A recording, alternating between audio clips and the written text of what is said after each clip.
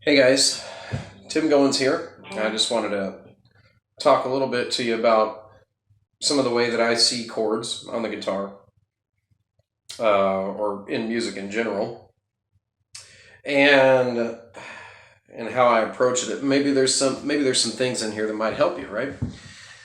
So years ago, I remember playing a gig, and it was one of these. The bass player on this particular gig, we called a song from the stage, and he didn't quite know it, but he said, "Yeah, I'll just follow along."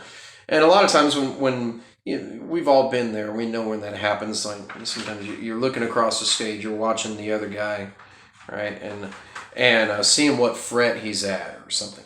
And I remember after that gig, he said, "Man, I had a devil of a time trying to figure out where you were because your chords look so different from guys I'm used to seeing." And I got to thinking about that, and I realized he's kind of right, because a lot of us, after we break out of our, open string chord, open position chords rather, we all learn these bar chords, things like that. Things that everything references back to the index finger. It's easy to follow along, right? And so it's like, that's where we are. So the guy can look from across the stage and go, okay, yeah, he's playing a G chord, right?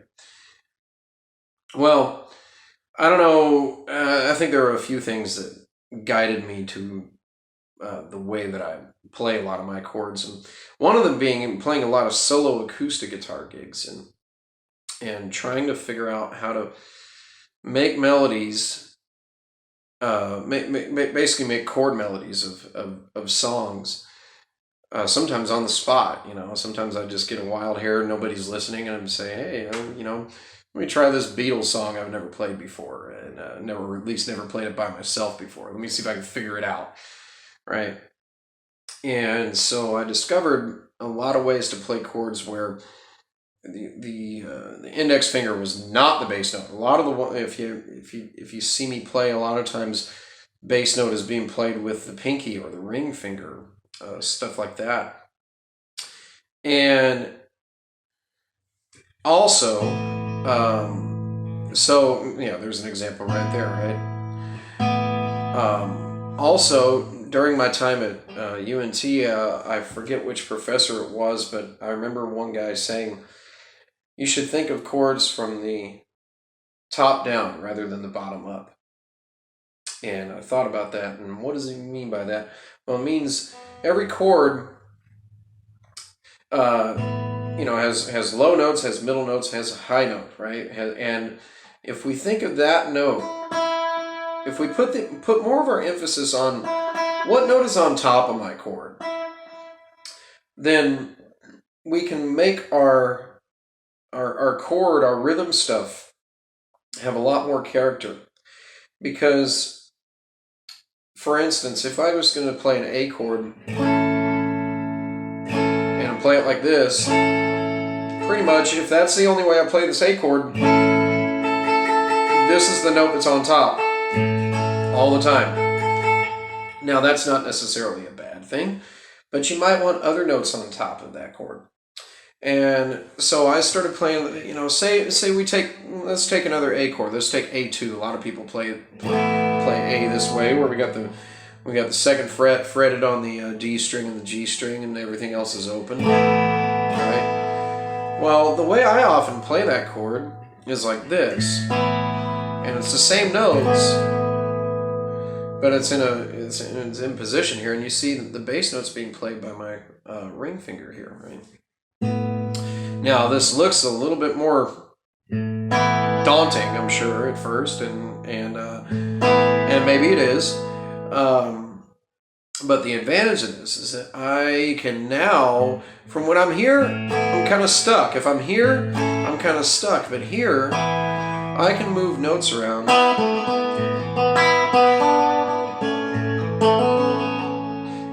And get little melodies to happen inside the chord and on top of the chord, and give that chord some extra flavor And I'm not even thinking about, when I'm doing stuff like that, I'm not even thinking about the fact that like this chord changes. That's more like B minor over A. You can think of it that way, or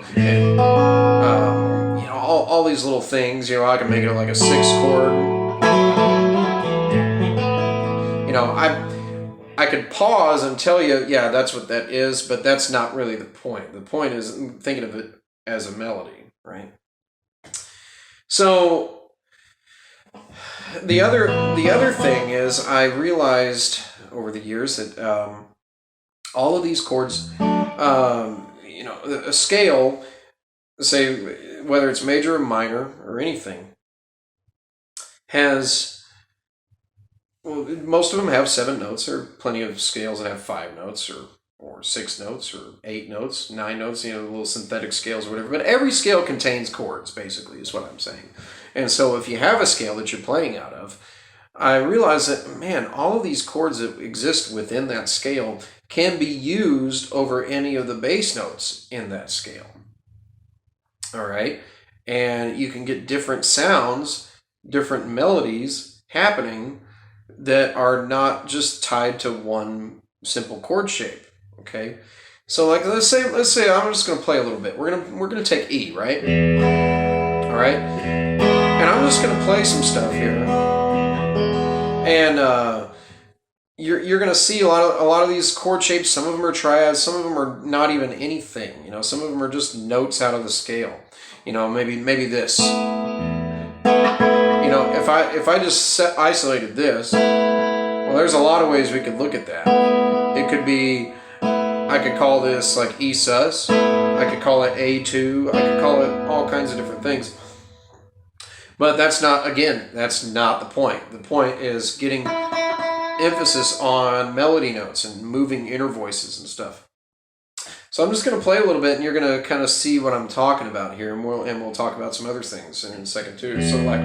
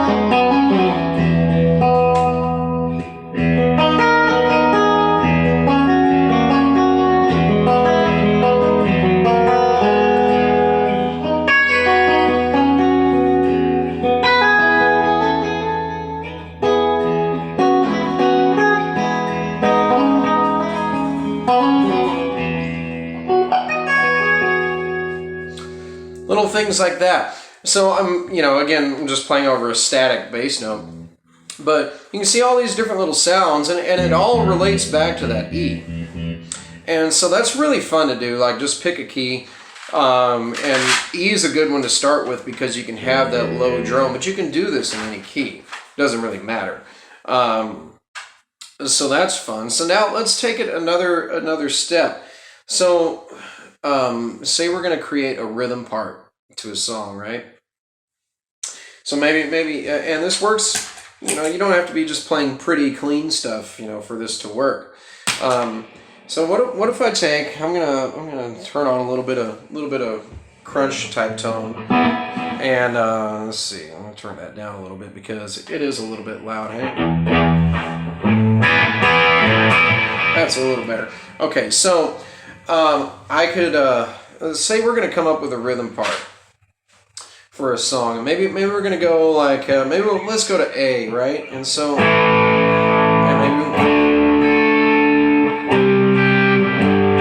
that'll be our progression. Be kind of a A minor or like a bluesy type thing. So we're gonna go A to D to C to G, and maybe like tempo right around here. So if we were just gonna play this with regular old power chords, we could come up with something rhythmic and cool,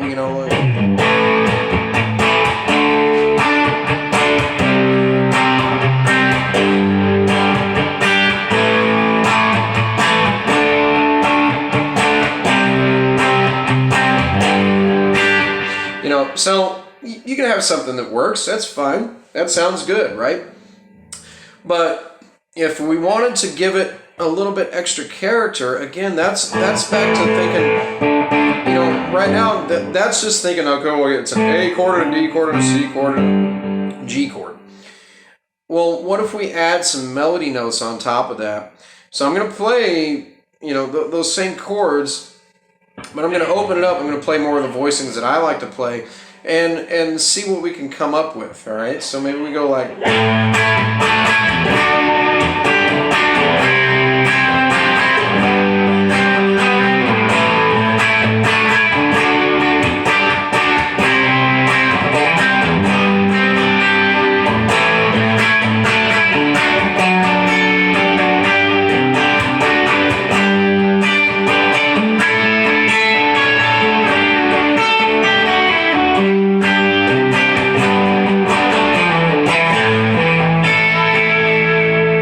So you can come up with some pretty neat stuff if you're thinking about some melody notes on top of the chord, rather than just thinking about the bass notes.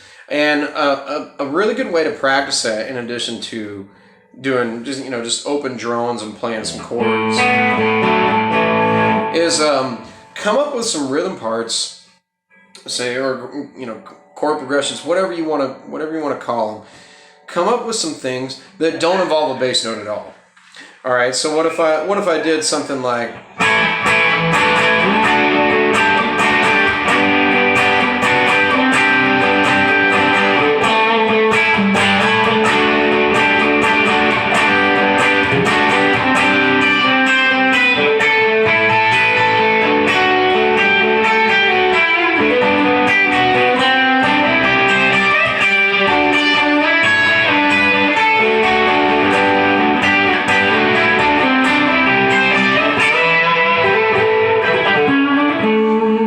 I switched the G and C chords around, but that's fine. It's the point's getting across. So that's a good way to come up with something. And so then after that, figure out how, if you even need to, because sometimes you don't. You've usually got a bass player playing with you, right?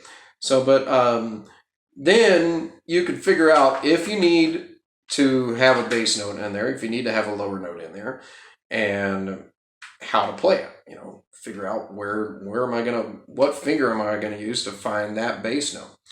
And again, I think that's a big part of how I started arriving at chords that look like this, because I thought that was a cool sound, right? It's a power chord, but it's up, it's on these top strings, has got a nice ringy sound. And I was like, oh, well, that would be cool if I was over actually, you know what? Let's move up to B flat. All right, so here we go. So I got this. I was like, man, that'd be cool over that bass note. How am I going to play that? Well, I guess I'm going to have to do this and do a little. It takes a while to get used to it. I'm used to it now, but it is a totally different thing that you kind of have to get used to at first if you're not used to doing stuff like this. So anyway. So think of chords from the top down rather than the bottom up.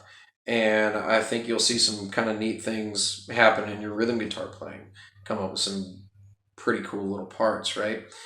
That add a little extra character farther beyond just playing whatever chord is, on the page, right? Give it a little bit of extra flavor. So anyway, hope this helps you. Have a good night.